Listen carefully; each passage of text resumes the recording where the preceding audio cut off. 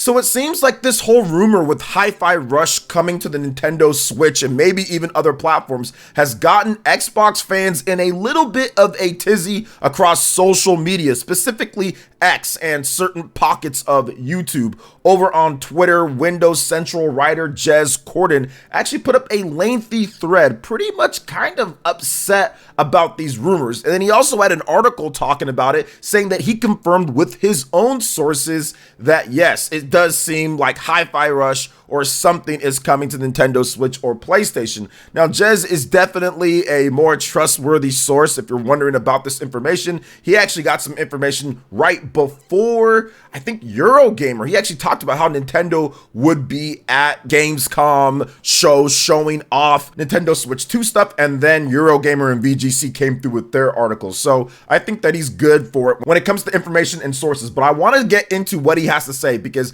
I think that people are kind of blowing this a little bit out of proportion, even though a lot of core Xbox fans that I follow and I look at their posts are pretty heated about the direction that Microsoft is going in or the precedent that this could send. So on Twitter, Jez says this: the real issue with Xbox games maybe going to Nintendo Switch or whatever else is the fact that, Nintendo, etc., would never bring their content to Xbox. So I do want to address this bit by bit, because the thing about that is that it's not a trade here, okay? That's the thing that people have to realize. It's not that Nintendo's not going to give them anything. Nintendo is not asking for any of these games, nor do they need Ori, they do not need Cuphead, they do not need Hi-Fi Rush. They sell plenty of first-party games. It's the developers of these games that have big aspirations and also want to get more revenue or funding, making their creations to a bigger audience, because Microsoft has implemented Game Pass, and with Game Pass, people can just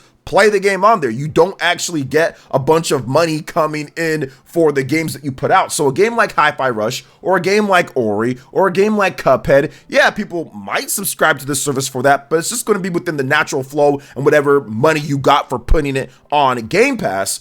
But after a while, people no longer want to download the game. We haven't gotten updated download numbers on Hi-Fi Rush, but you can sell that game and make way more money and get it more popular for the next game. And maybe people will buy the Xbox for that, or maybe you'll have a multimedia franchise or whatever the case is. So I just want to make sure that I put that out there, is that it's not about trading or giving one game or another. It's the developers that want their creations to reach a bigger audience because of the infrastructure that Microsoft has implemented with the Xbox. Now, he does state that I get the business rationale, selling software, etc., but it's just inconsistent to do it occasionally. Why not everything? Well, they're not going to do everything because, one, everything might not be able to be feasibly done when it comes to financially or with the team or optimization, or you can cause issues. So I can understand why Microsoft might not want to do everything, but they'll do the stuff that's on a smaller scale that would be easier to port over, like a Hi-Fi Rush or like a Ori or like a Cuphead, games like that. Now, he goes on to say, go third party or don't. Make a choice, in my opinion. Every single game that gets announced will have a huge debate revolving around it. The necessity of Xbox hardware and platform, even just extending, will have a debate revolving around it. How does this benefit Xbox customers who have invested in the platform and made it what it is today? Well, it doesn't really matter to them, right? And if they, let's just say, sell 3 million copies, I'm just guessing, or I'm just putting a number out there, of Hi-Fi Rush, that's absolutely money that's going to go towards the next Hi-Fi Rush game that's probably not going to be on the Nintendo Switch 2 or not going to be on PlayStation, or it goes towards a new IP that's going just to Xbox first. So it could absolutely benefit Xbox consumers in the future if their game is getting more popular and more revenue is coming into the studio, or more confidence is put in that IP because it's far more popular now than what it was before. So that can definitely benefit Xbox customers. Now, he also follows that up with, that's the question Xbox can't answer, in my opinion.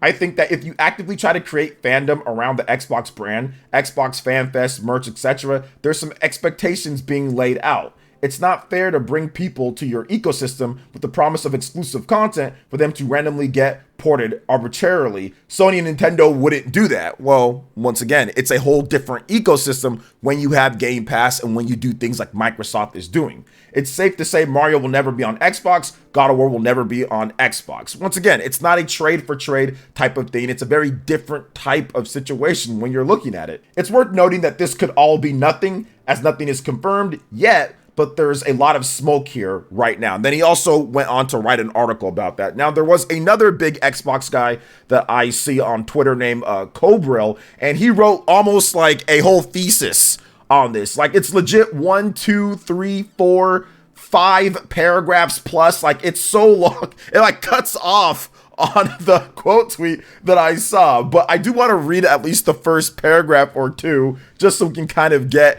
an idea of how some of these core Xbox fans are thinking.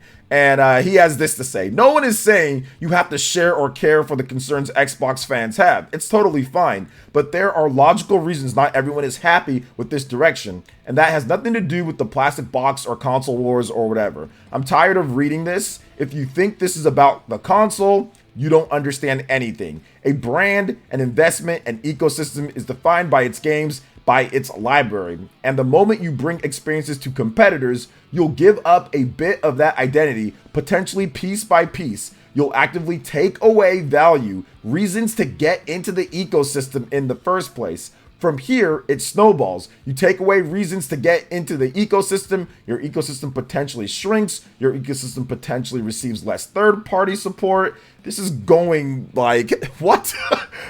And you, as an Xbox gamer, are directly affected by these decisions. You'll ignite discussions when first-party game X or Y is coming to the competition. You'll inevitably hurt your value of your own brand. Such moves directly contradict some of the statements you as a company made in the past. Some of that is already happening today. Now, there is more, and I'll have, links to where you can find it, but I just want to go over the basic premise, because that first, or more like second, paragraph is kind of what some people are coming with this. And here's what I'll say as a response to that, because I think this is a very interesting, as I'm an Xbox consumer as well. I have an Xbox Series X, and I like it for the most part. It's got some cool features. It's got quick resume. I'm waiting for Fable. I'm kind of waiting for Perfect Dark. I'm waiting for some of the bigger games, but I've had it since 2020. I've been a day one buyer into the Xbox, not ecosystem though. I don't do Game Pass. I don't do all digital stuff and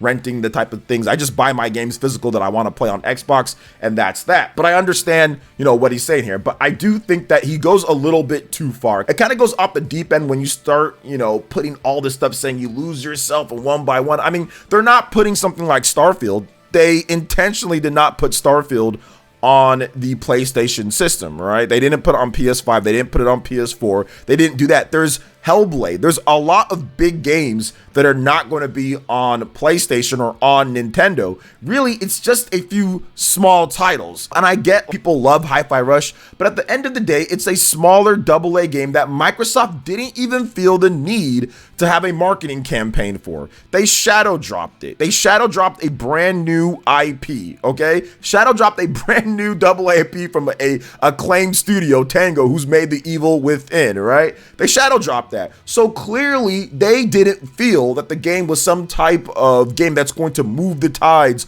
or turn the tides or sell a bunch of systems or sell a bunch of Game Pass subs, or there would have been a lead up. There would have been a marketing campaign for the game. They just dropped it and said surprise. And when you do stuff like that, you're not expecting anything crazy. It's something for the fans, and the fans have been able to play Hi-Fi Rush on Xbox, on PC for a year now, right? It's going on a year anniversary for that game. So the game's been available there. Now, the Game Pass numbers, they don't talk about them, but they haven't tweeted anything like, oh my gosh, 10 million people have played Hi-Fi Rush, and it's on Game Pass. We know that Game Pass has 30 million subs or something like that. And most of the people that are on Game Pass, even when they have Game Pass, they're not even downloading the game, even when it's quote unquote free. Not free, but you guys know what I'm saying, right? Where you can just download it and they're not playing it. So if it's just sitting on Game Pass, stagnant, people aren't going to buy it either. I don't think the game is selling like crazy when it comes down to it. what do you do with a smaller AA franchise like that isn't seen as a system seller or anything? Stuff like Ori, stuff like Cuphead, stuff like Hi-Fi Rush. I don't think these are monumental games to get all worked up about. Now, I understand the sentiment. Like, I understand where they're coming from with it. I just think it's a little bit of an overreaction for a game that literally is not being played anymore by a bunch of people, right? Once again, you have tens of millions of Game Pass subs, and they haven't talked about those numbers. We don't have sales numbers for the games or anything like Hi-Fi Rush. Like, we don't have any of that, but they did talk about something like Forza, or they do talk about, no, more like it was Starfield, right? They talk about those numbers and all that. So I don't think Hi-Fi Rush is a game that's doing crazy numbers or that's going to sell people on Xbox like crazy. It's there for the Xbox people, and I do think that this could be a good thing just for that franchise as a new IP, the colorful nature of it, the music and all of that. If they wanted to turn it into something bigger to where they can get more money, more funding, more confidence in that IP,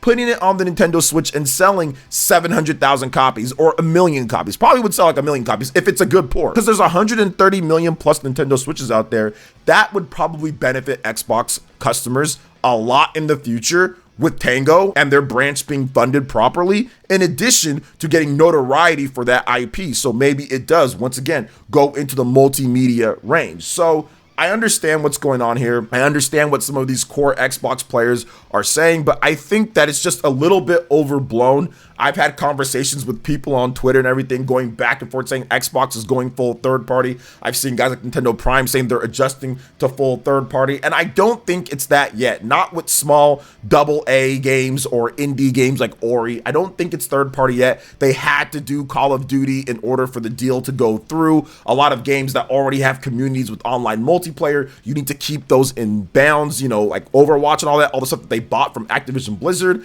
But if you give them some time, if you give them obviously Ninja Theory, they have Perfect Dark, they have Fable, they have Avowed, they have a bunch of other games that are coming that are going to be the identity for Xbox, which is the big AAA style of games. The smaller stuff like Minecraft, although Minecraft is big, that can be multi-platform. That's what Xbox is going to do. They're going to do stuff like that, especially when you're acquiring everybody. So you have to have a community that's already set up and built already, like Minecraft that's already built. You're not going to take that away, right? Or it's a small indie game. You're not going to say, okay, we're going to lose out on potentially selling 1 million copies and making way more money for Moon Studios because it's on Game Pass and nobody cares anymore. So to me, I think it's an overreaction. Now, if this happened with like Gears of War or Hellblade or Forza or Halo or something like that, then I'd say, okay, I get it. Like, now it's getting serious here, especially with those core IPs that really identify with Xbox. But I haven't seen that yet. Like, Fable's not announced for the Nintendo Switch, or it's not announced for PlayStation. So I don't see the need to panic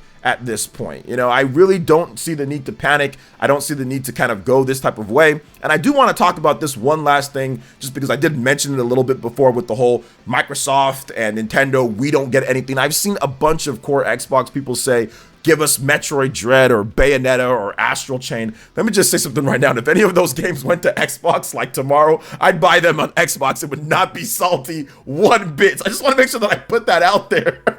I want to make sure that I put that out there. I would buy those because those would all probably be 60 frames per second if it was optimized great, right? If it was a really good port of the game. And I would absolutely buy those. I want those games to be put on the Nintendo Switch 2 with 60 frames per second and better. But if they were on Xbox, I would absolutely buy it on there. I would not have a problem at all.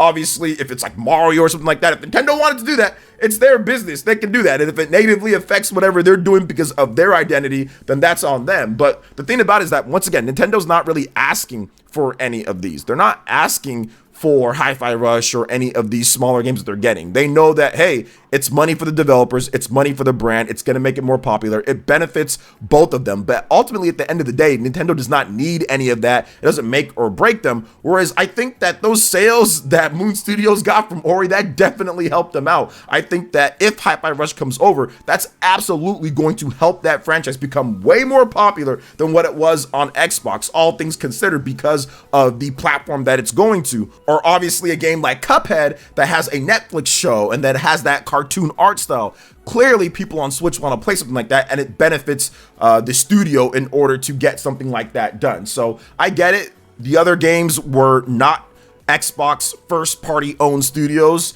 obviously with Cuphead and with Ori, and this one is, if it does happen. So I get that, but I don't think that it's going to snowball into a big thing to where every game is going to be, oh my gosh, it might not come over. You know, I think that that's just people online doing that. And Microsoft is going to make sure like the big games like Gears and like Fable and Avowed and all that stuff, those are going to be on Xbox and PC. That's just it. I don't think that this is going to go further than that, at least at this point. Now, this could all blow up in my face like many other things have when it comes to some of my predictions or discussions in the past, but a lot of times I'm right as well, and people do overreact to certain things, and it's not as bad as it seems. So I think I'll leave it right there. What are your thoughts on this, guys? Let me know in the comment section below. All right, guys, that wraps it up for this video here. Thank you so much for watching. I do appreciate it. Please make sure you hit that like button, subscribe if you are someone new, click that notification bell, and check out my other Nintendo Switch RPG news and more right here on screen. Thanks for watching. We'll catch you guys for the next one. Peace.